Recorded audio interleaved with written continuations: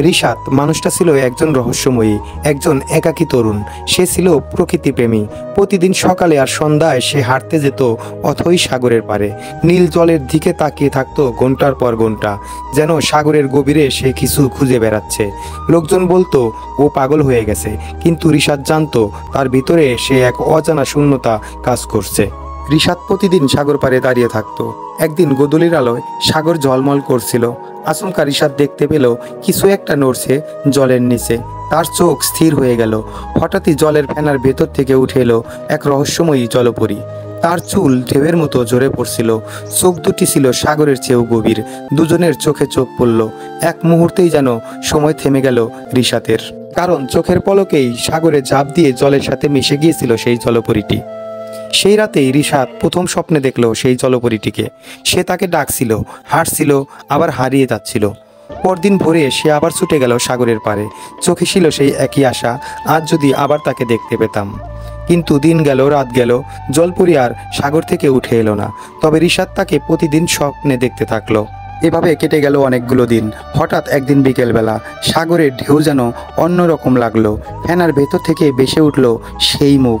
জলপরী তাকিয়েছিল রিশাতের দিকে, বিস্ময় ও মায়া মিশ্রিত চোখে।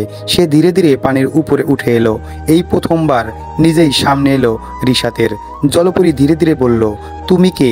আমি তোমাকে চিনি না, তবে আমি তোমাকে প্রতিদিন স্বপ্নে দেখি। তোমার হাসি, তোমার চোখ আমাকে প্রতিদিন ডাকে। তোমাকে দেখার জন্যই আমি জলের নিচ থেকে উপরে উঠে এসেছি। মনে হয় পূর্বজন্মে তুমি আমার সঙ্গী ছিলে, আর সেই টানই আজ আমাকে তোমার সামনে এনেছে।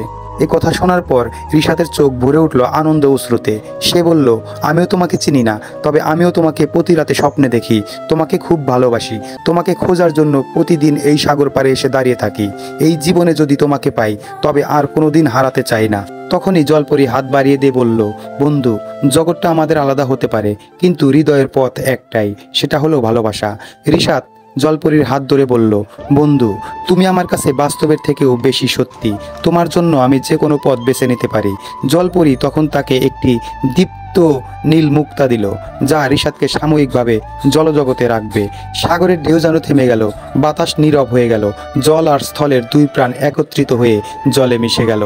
তারা মিলিত হলো ভালোবাসার শক্তিতে, ভাঙল সকল নিয়মকানুন, জয় হলো ভালোবাসার। বন্ধুরা, গল্পটি যদি তোমাদের ভালো লেগে থাকে আর এরকম গল্প যদি তোমরা আরও শুনতে চাও, তাহলে আমার চ্যানেলটিকে লাইক, কমেন্ট, শেয়ার এবং সাবস্ক্রাইব করে রাখো। আসসালামু আলাইকুম।